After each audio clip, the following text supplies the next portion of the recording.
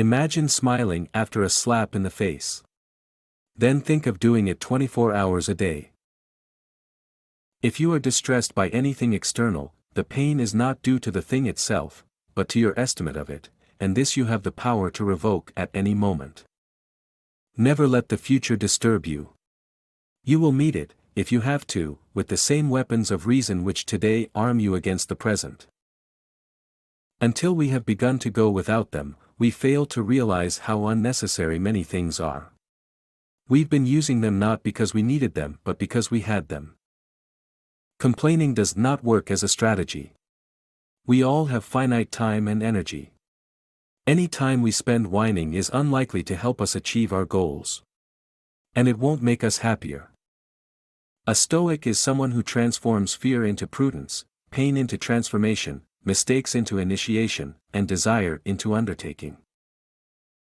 People hide their truest nature. I understood that, I even applauded it. What sort of world would it be if people bled all over the sidewalks, if they wept under trees, smacked whomever they despised, kissed strangers, revealed themselves? Always resignation and acceptance. Always prudence and honor and duty.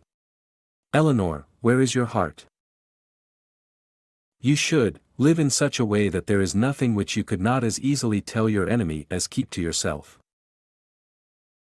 Nothing is burdensome if taken lightly, and nothing need arouse one's irritation so long as one doesn't make it bigger than it is by getting irritated.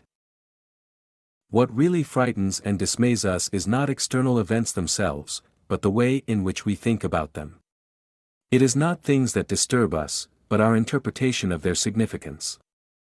We love being mentally strong, but we hate situations that allow us to put our mental strength to good use. Here is your great soul, the man who has given himself over to fate. On the other hand, that man is a weakling and a degenerate who struggles and maligns the order of the universe and would rather reform the gods than reform himself. Having in mind not how bravely I was capable of dying but how far from bravely he was capable of bearing the loss, I commanded myself to live. Thoroughly convinced of the impossibility of his own suit, a high resolve constrained him not to injure that of another. This is a lover's most stoical virtue, as the lack of it is a lover's most venial sin. From the philosopher Catullus, never to be dismissive of a friend's accusation, even if it seems unreasonable, but to make every effort to restore the relationship to its normal condition. Associate with those who will make a better of man. Welcome those whom yourself can improve. Men learn while they teach. Kindness has become so rare that it provokes perplexity about what's sincere and what's deceitful. Having in mind not how bravely I was capable of dying but how far from bravely he was capable of bearing the loss, I commanded myself to live. In a little while you too will close your eyes, and soon there will be others mourning the man who buries you. Thinking of departed friends is to me something sweet and mellow. For when I had them with me it was with the feeling that I was going to lose them, and now that I have lost them I keep the feeling that I have them with me still. Things we wouldn't be willing to pay for if it meant giving up our house for them, or some pleasant or productive estate, we are quite ready to obtain at the cost of anxiety, of danger, of losing our freedom, our decency, our time.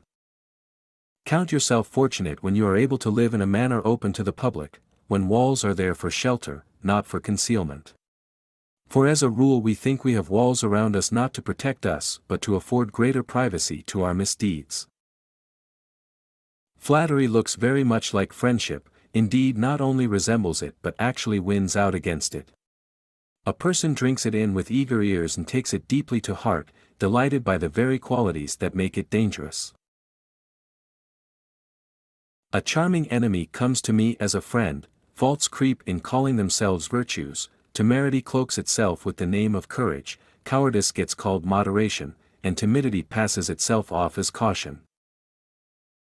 Prosperity is a restless thing, it drives itself to distraction. It addles the brain, and not always in the same way, for it goads people in different directions, some toward power, others toward self-indulgence. Some are puffed up by it, others unmanned and made entirely feeble. Even a poisonous snake is safe to handle in cold weather, when it is sluggish. Its venom is still there, but inactive. In the same way, there are many people whose cruelty, ambition, or self-indulgence fails to match the most outrageous cases only by the grace of fortune. Even if you had a lot of life left to live, you would need to parcel out your time sparingly so as to have enough for necessities. As it is, with time in such short supply, what madness it is to learn things that are superfluous. If ever you want to find out whether anything has been achieved, observe whether your intentions are the same today as they were yesterday. A change of intention shows that the mind is at sea, drifting here and there as carried by the wind. Well begun is half done. This is something that depends on the mind, so when one is willing to become good, goodness is in large part achieved. A man is as much a fool for shedding tears because he isn't going to be alive 1,000 years from now. If what you have seems insufficient to you, then though you possess the world, you will yet be miserable.